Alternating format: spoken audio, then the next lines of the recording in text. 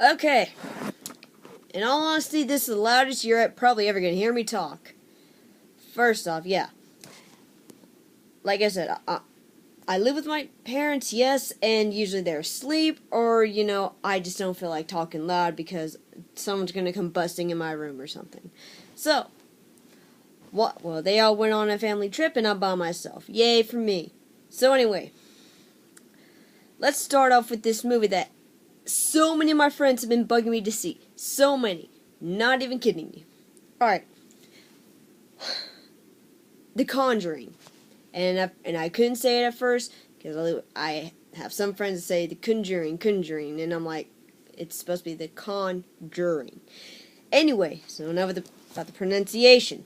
And yeah, I'm trying to have the whole spooky thing going on. I mean, I got my little cell phone light going on. It's my only light in my room right now. Anyway, so the actors that are in it are the actors are they're okay. They're this husband and wife that go and investigate these supernatural phenomenons. Some of them are so easy to figure out because they go into one person's house and they say this happens at this time all the time, blah blah blah, and it turns out that it's just a leaking faucet or something, or the pipes are old and they just hear and they say it always happens around 12, and they're like, do you run your water at this time? And they talk, and then they talk about the real demonic possessions of stuff. Well, Conjuring, what that is pretty much something that is inhuman taking over something that's, it could be alive, and it could also be something that, that's not even, that doesn't even walk the earth. It could be like a toy. And that's one thing that they try to talk about, too. Because at the start of the movie, it talks about this doll that just keeps showing out of nowhere, and it's actually being possessed by a demon. Not a spirit.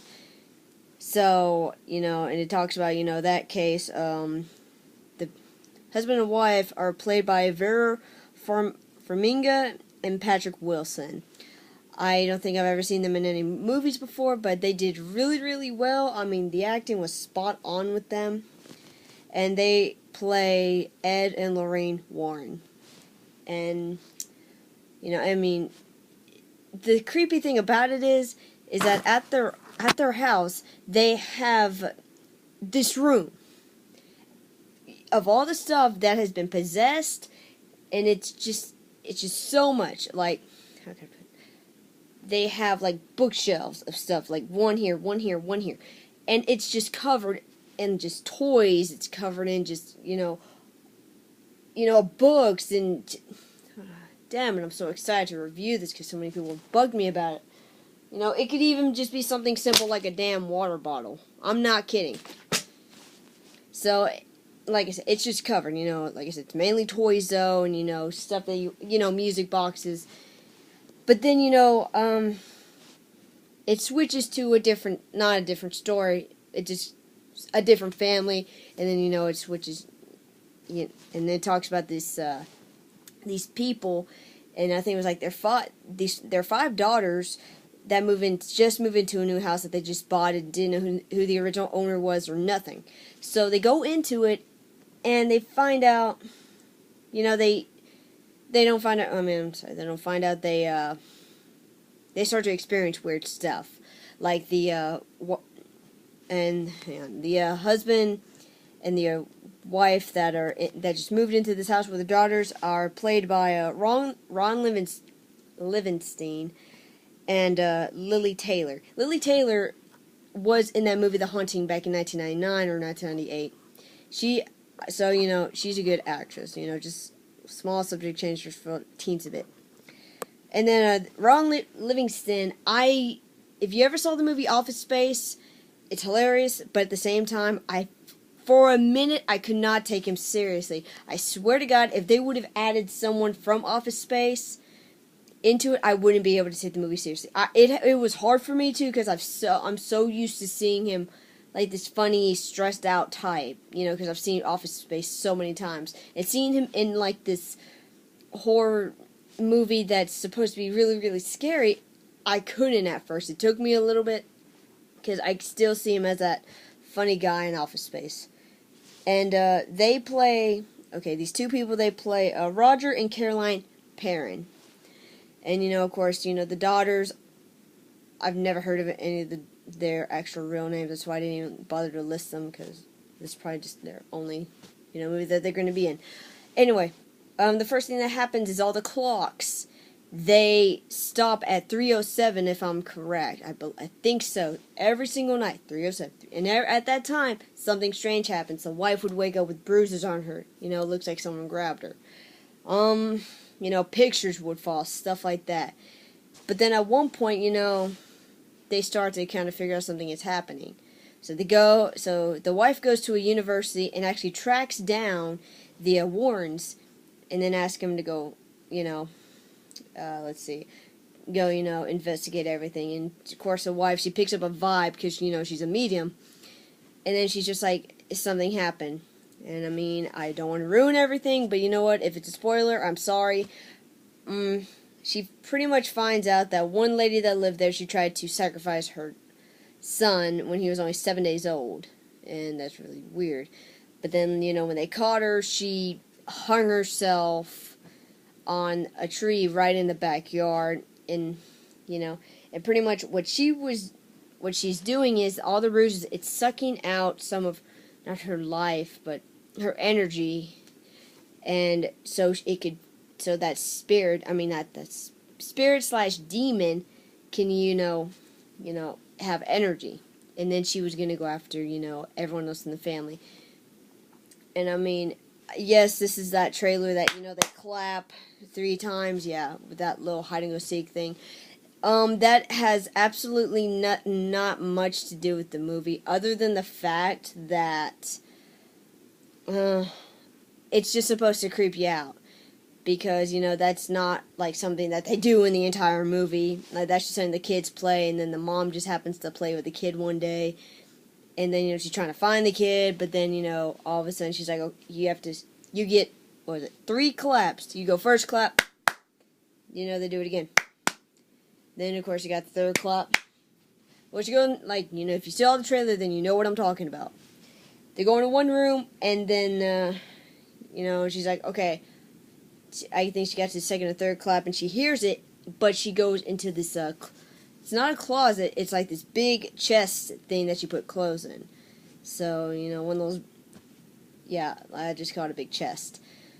And, what happens is, she's looking, and then there's nothing there, And then, you find out, like I said, they investigate the entire house. They have, like, a student from the university. They have a sheriff. They have, they do everything pretty much old school in the house to investigate what happened. They have, like, all these, this is supposed to take place, I believe, in this, like, mid-60s.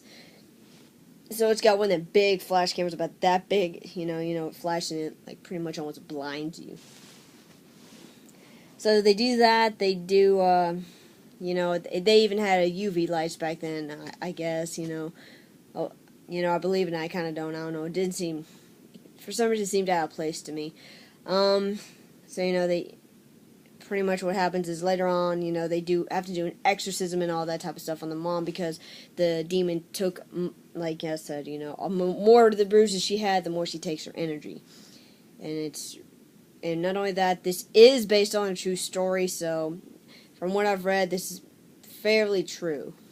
Fairly. Not 100%, just like the Texas Chainsaw Massacre, like a bunch of other things that you want, I know you want to believe 100% of it, but, not all of it's going to be true. And, at the end of the movie, they showed, like, all the pictures of the original, of the actual people, and, it was very, very interesting. It really, I thought that was a cool little plus that they added at the end. But, I'm not going to give away, like, everything. But, if I had to, I'd, for, something, let's see, how can I put this, for something that's not gory, or extremely gory and stuff, I'm gonna have to give this movie probably, like, I'd say a 7.5 to an 8 out of 10, it was fun, and, I mean, yeah, you see the ghosts and you have all those pop out moments, but it was pretty good. I'd watch it again. In my spare time, I'd watch it with friends and all that type of stuff.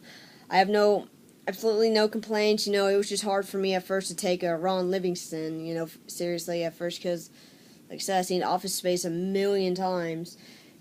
And let's see. Yeah, I'm moving my camera. I'm actually sitting in my bed. Ooh, look at that. Anyway, like I said, I'm not gonna be doing any light shows soon. Like this movie review is done. Have nothing more to say about this. And let's see. Yeah, just don't worry. It's just me moving my camera. Let's see. Anything else? I may do the Spice World movie review over. I'm not completely satisfied with it. I've just watched it, and I'm not gonna lie, I don't really watch my stuff that often, but I may, redo that one. Other than that, that dinging sound with my dog's collar. So, other than that, this movie review is done. If you have any questions, comments, just ask me in a comment below. If it like, comment, or subscribe, I do, appreciate the people that do watch this. I know it's mainly close friends, from Facebook and all that. But, y'all have a good day and everything, and, stay safe, and, don't go off and try. One thing I do want to say is that, yes, I have gone ghost hunting, but you gotta watch out for what you do, because you can bring something up. I actually have before, and if you call me a liar, I'm not gonna lie, that will extremely offend me, because some of you people have not experienced the shit that I've seen. But, but I probably won't go and do ghost hunting again for a while, maybe. But other than that, like I say, y'all stay safe. Don't be, trying to bring up demons and stuff, and, just pray if you believe in God and all that type of stuff, and just stay safe, and I guess I'll see y'all later.